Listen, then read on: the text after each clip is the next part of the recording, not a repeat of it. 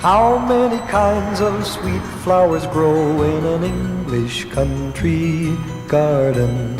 I'll tell you now of some that I know, and those I miss you'll surely pardon. Daffodil, heartsease and phlox, meadowsweet and lady smocks, gentian, lupin and tall hollyhocks, roses, foxgloves, snowdrops, forget-me-nots in an English country garden. In an English country garden. How many insects come here and go through our English country garden? I'll tell you now of some that I know, and those I miss you'll surely pardon.